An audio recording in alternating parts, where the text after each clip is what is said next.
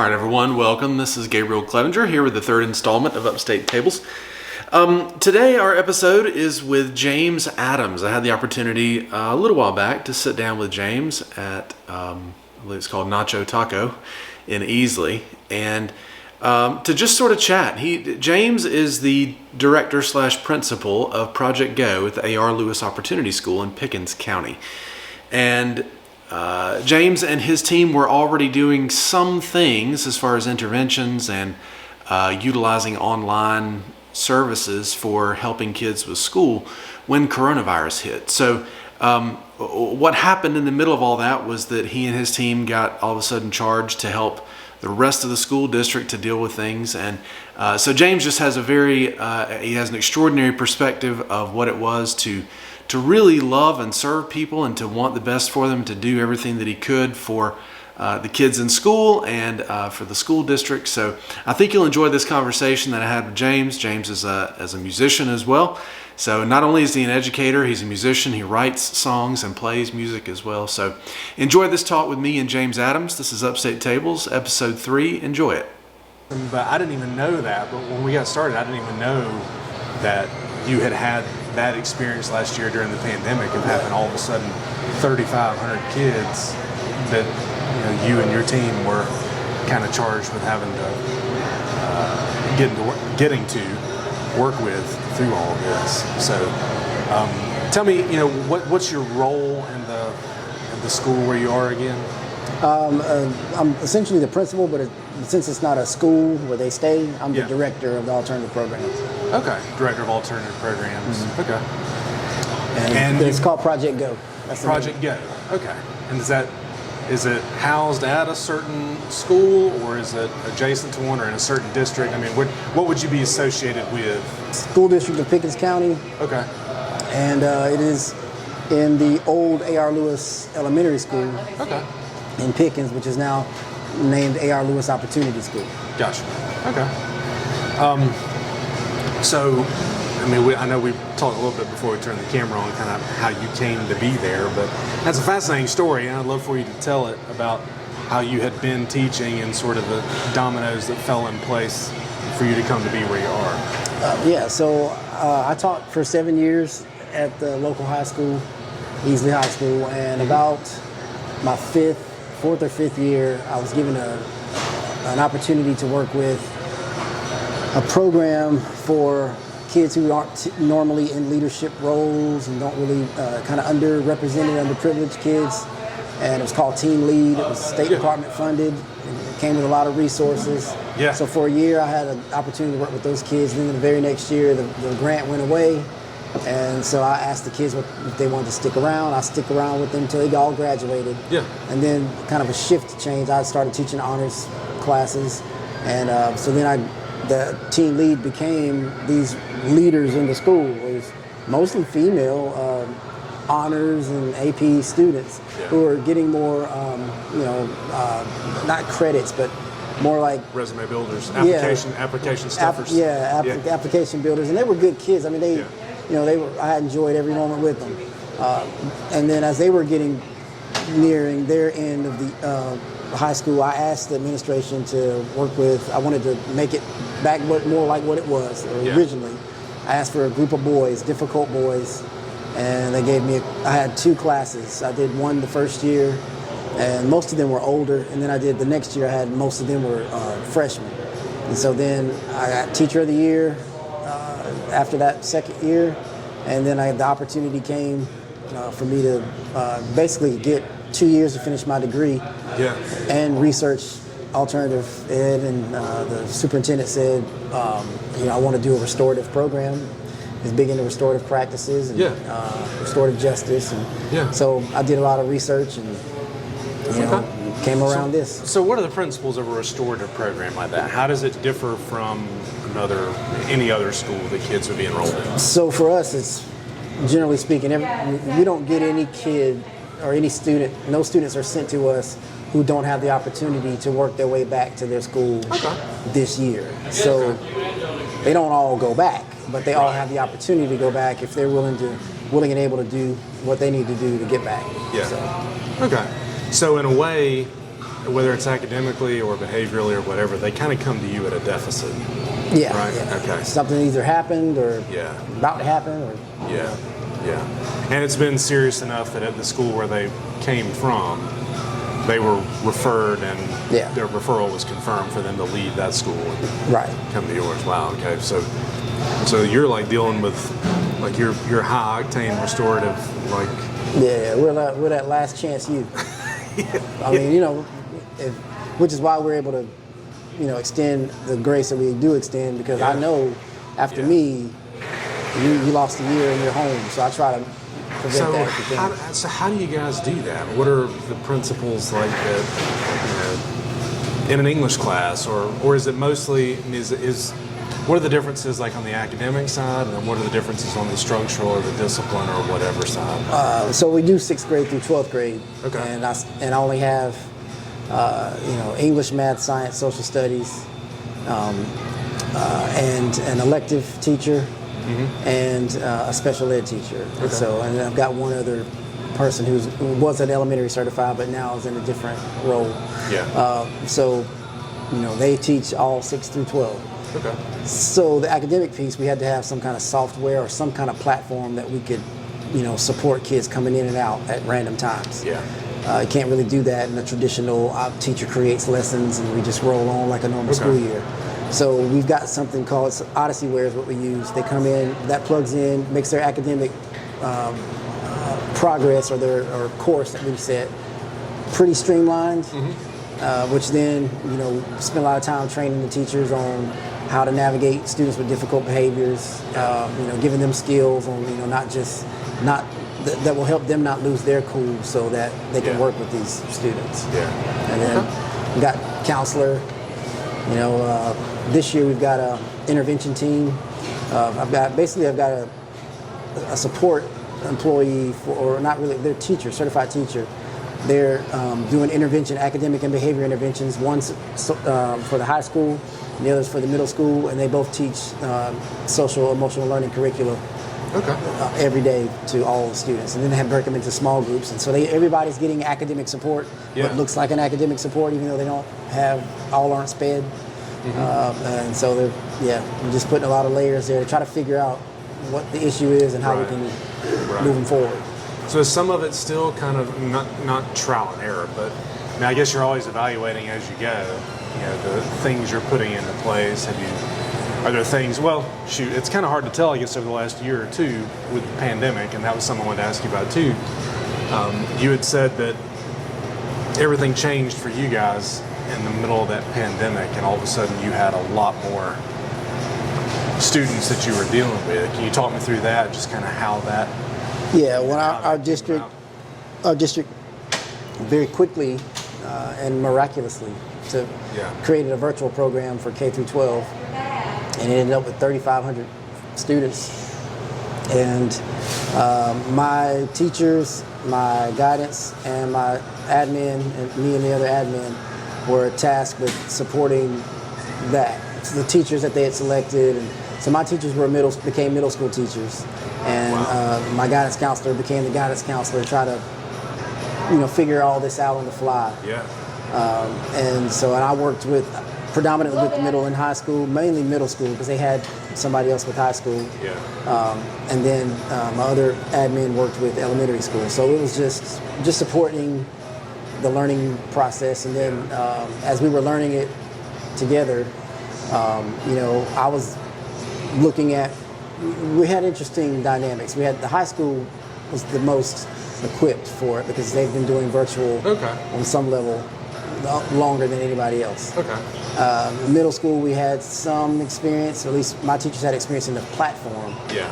But most of the teachers had no experience in the platform. And then the elementary, none of them had any experience in that platform. Right, so it was like finding out what was being successful, how was it being successful, trying to recreate as much of it as we could. So trying to get everybody through that year. I mean, that's what we were. So you guys were kind of the ones who already had previous experience doing stuff like what now everybody had to do. Yes, on some level. I mean, on the virtual side, all we had experience with was the middle school platform, which helped a lot. I mean, it's not nothing. But we also, with the changes that were happening at the home schools, cohorting and restricted movements and things of that nature, that did look more like what we were normally doing. We have cohorts, restrict movements. That's kind of what we normally do. So that minus the quarantining and the contact tracing, it was very similar to what we would have done. Okay. Well, you mentioned about your concern for students coming back and what they've experienced over the last however long. I mean, what is it now? I guess it was year and a half, close to a almost year 2 and a years. half. Yeah. So can you speak to a little bit about that, like about your, what these kids are coming back with? Oh, yeah. Well, I mean, working in alternative ed, we deal with kids who come from trauma on some level. Yeah. And, I've told my staff we're just going to treat, COVID as though everyone, all staff, all students, every parent, everyone has experienced trauma. Yeah. And so now we need to really dig into those trauma, those research-based practices on how you navigate trauma, how you build bridges with people who've been disconnected, and that's basically what we're focused on. That's our first focus. I mean, we're putting more things in place this year than we've ever had. Wow. And with the same amount of staff, just looking at it differently. Like what's the best way? If social emotional learning research says is the most important thing right now, how do we show that and make that the case based on what we're doing? Yeah. So, man. But what are one or two of the things that you have seen, or I guess you guys, of course, did y'all stay online all the last school year? not the whole district, but there was a virtual academy. We helped. Then the new director, he came in December. Yeah. Or he was named in December, started in January, and he kind of empowered us to continue working as he was learning. Yeah. But what are a couple of the things that you expect to see or that you have already seen with some students coming back, and just kind of what they're like, ways that you can tell that this is having a little bit more than, of course, what is normal? That's trying. I had a coworker one time who said normal is the setting on a washing machine. To try to describe a normal person, in some ways that's much harder to do. But are there any signs that you've seen or indicators that you've seen in students and kids that you maybe expect to see more of, or you're concerned about? Well, I've always felt that you could look at, I'm not on social media and things of that nature, but I've always felt that I didn't need to be because I worked closely with kids. Yeah. And so by looking at kids, I would know what was going on in the world, because whatever's going on in the world, they can't help but talk about. Right. Yeah. And so I'm looking at that. That's what I'm expecting. I've been seeing turmoil and difficulty and things in the society. So I'm assuming that the families, or basically everybody's got a battle lines are being drawn, right, and everybody's in different camps about different things, and I assume that those people have children, and those children are coming, so that we're going to have that in every classroom. Wow. So I'm like, the only thing I know to do is to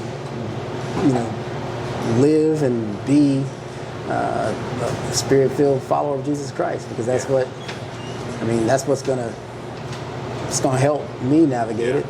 And that's why I'm just taking it as every one of those families, regardless of what they believe and where they stand, all need to know and experience the love of God. And so that's what my staff, I'm taking that with my staff too. They're not all believers, and so I'm going to try to, that's what I've been praying and asking the Lord, help me be more intentional about how to build those bridges and build connections and support people through everything that they've been through. Yeah. Okay. All things to all people. Type. Right. Yeah. Yeah. So you've got one kid who's actually in the school, right? Yeah, my own children. Yes. Yeah. You're on. Yeah, you're on. I'm sorry. Yeah, you're on. So how is that actually having your own child going into school? And is there a difference or anything that you've noticed, with being a parent of a kid who goes away, and you're also in charge of other people's children? Yeah. Is there a So we, because of the timing, we did what is it, pre-K.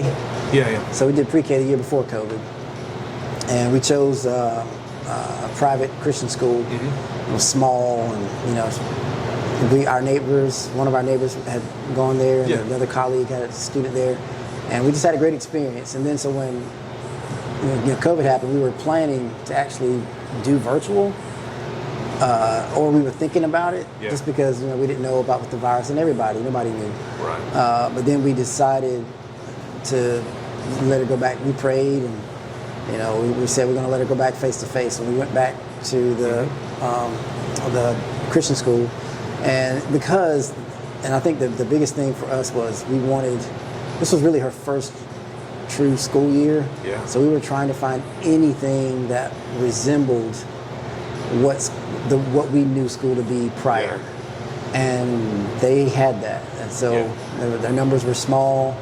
I mean, so we went with that route. And so I saw her grow and the benefit of that. Mm-hmm. But then also I was thinking about, my child was, going face to face, and everybody's face to face in that building. And then it's like, I'm not working with anybody face to face, but, I understood people's concern for their children. Right. And then, so I was just trying to navigate that, trying to help parents, navigate the virtual world. And so. I know I've said it a lot. And as we're sitting here talking, I hear you use it a lot too, completely appropriately. But that metaphor of navigating, of trying to figure out how to steer what it is you're doing, try to find a path. You're trying to find markers or some sort of constellations or, something to try to chart a course through what it is that we're doing. Because all the old ways, for a year and a half anyway, everything was all the game pieces were kind of thrown up in the air. And it seems like some of them were coming down in other places. And I know that was, for us, our kids, they just got sent home, I guess, in March, late February or March of that, was that 1920. And then it was, for the beginning of the school year, where our kids went, the student body, everybody who wanted to was given the choice to elect for full online. The kids that were left were divided in half, and our kids would go, because of our last name, they would go Monday, Wednesday, and then every other Friday. The other kids would go Tuesday, Thursday, and the other Fridays, for that first half of the year.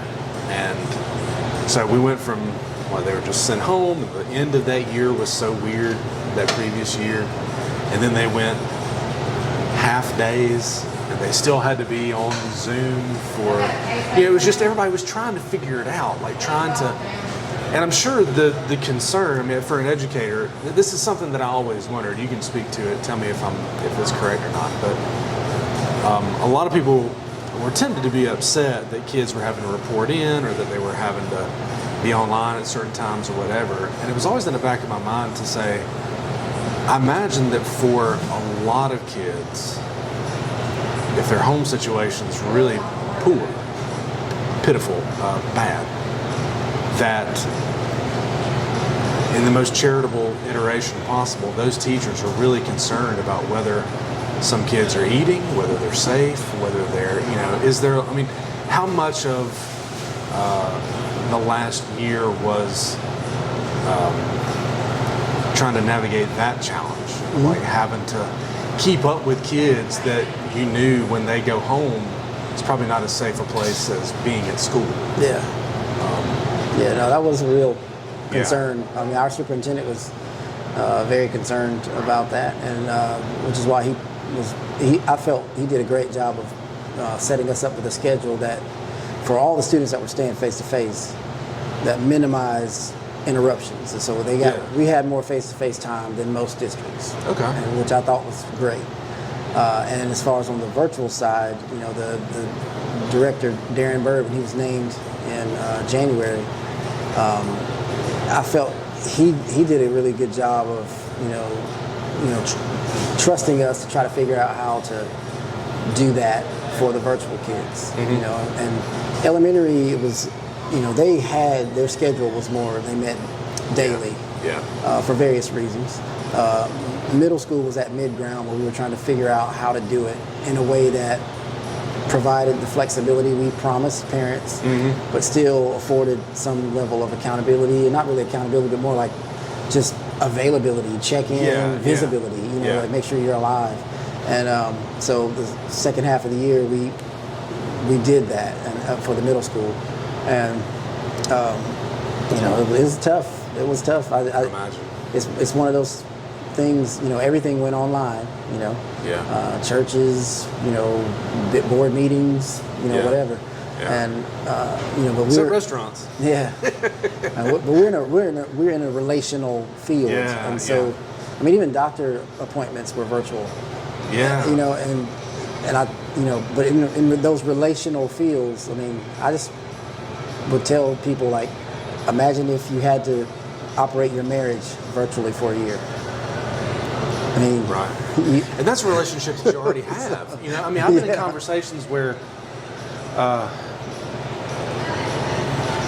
only, people saying, "Oh, well, there's so much that we can do online that we don't really have to be in person for." And I'm like, yeah, but the reality is that for a lot of these instances where people all of a sudden don't have to go into an office, or they don't go to a physical place or whatever, online is a way to try to keep up or maintain relationships that you already have. And that's something completely different from meeting someone new, a teacher or classmates or whatever it is, a supervisor, only online ever. And that's a different world. I mean, you start to see articles. You start to see articles about Zoom fatigue. And like the difference between, like, you can see the other person and they can see you, but here with us face to face, I can look at your face and look you in the eye, and as you're looking at me, there's a connection. But if you're looking on Zoom, if I'm looking at your face, even in your eyes on camera, then I'm actually we're not looking eye to eye. We never can be, because that camera is coming from here. And so there's a constant, you're at a relationship deficit. You're at some sort of, I'm sure there'll be names for it. People will write dissertations and there will be study projects over the next 10 years, I'm sure, about just the perpetual fallout from what this past year has been, and the way, in some ways it's commendable that we were able to change tracks and, very much. Take a jump step and figure out how to keep things going. But I think you said earlier when we were talking, like, the costs, we're not even reckoning yet. I don't think I think in some ways this is one of those places where we just don't know what we don't know yet. Well, and even the people that were face to face, now we're not as close as we were. Physically, 6 feet apart, and I've got a mask on. You've got a mask on, which now reading your social cues and your expression. So now I'm almost robbed of 90% or whatever percentage of how to really read your face. And so now it's like, it's almost like, you turned everything into an email. Because email, there's no tone, there's no, you read it based on your words inner voice. And you actually give voice to that. And so you're like, they're fussing at me? You're like, no. But so when we're speaking and I'm having to yell at you or speak more forcefully to get my voice through this cloth. And there's no way to actually avoid completely frustration if you're having to raise your voice. There's certain things that just, like if you physically, if you smile, it releases chemicals in your body that actually help you to feel happier. So there's a biochemical connection there. And I think it's the same with raising your voice to yell, is that it raises that frustration level that you're having to do something out of your ordinary. We could probably sit here and come up with 10 different PhD dissertation ideas. So all of that is what I meant when I said every adult, every student, every parent, every mental health worker, every human being alive and cognizant during this time, including myself, has experienced some level of trauma. Yeah. And so I'm taking that into this year as a way to, the work that we've got to do, and for me and my staff, is not about academics. It's about, one, I've got 3 new staff members, so I've got to make sure my staff's okay. Yeah. That some of them lost family members to COVID. I mean, everything that's happened to everybody anywhere in the world has happened to the 15 people that work with me in this program, and every kid that we'll see all year and for the rest of our time together. So it's like, so now I'm like, okay, that gives me, for me, the gospel of Jesus Christ and the Word, the Bible became more relevant, more real, more true, because I could see, oh, that's what that verse was. That verse was for this. That verse is for this. Had a new way of seeing things, kind of like some what we were talking about before. Yeah. All right. Well, lastly, if you were able to have a machine that somehow looked 5 years into the future, like if you were, or if you were to guess, just kind of based on your experience and your tenure and your expertise, kind of what do you see coming for the Upstate? I mean, education, but other stuff. Changes you see happening, good or bad, whatever it is. I mean, this is just this is your perspective and your understanding and your wisdom. What do you see the next 5 years being like for the Upstate community? Well, I mean, I think if I'm honest, and if we're all honest, we all see reasons for optimism and pessimism. Right. But I think for me, if I'm going to be honest with myself, I have to see it as ultimately whatever comes as an opportunity for God to use me and His people for whatever, for this hour, like this, because it's like I took English in college because I wanted to be a songwriter, a better songwriter, and I ended up teaching English and administrator in an alternative school. I still write music, but I wrote this song, a very short song, and it just said, it was years ago, but now it makes me think of today. To answer your question, it says, the darkest times are all around us. The light of love is flickered out, but there's a light that glows inside us. Inside us, it says, we shine brighter. And that's the whole song. And it's really, that's what I see. I'm like, if things get worse, those who have the Spirit of God and the light of God and His Son Jesus Christ will shine brighter. And if things get better, it'll be because my people that are called by my name have turned from their wicked ways and have humbly seeked His face, and He's heard our cry and has healed the land. So it's like, so either way, I see it as an opportunity for the gospel to go forth through those who believe. Excellent. Well, James, thank you. I appreciate it, man. I've learned a lot about. I know I've got kids in school, so I've heard about that. But you are doing some great stuff at the school where you are. I think good words of wisdom for us all going forward. So I appreciate it. Thanks. All right, man.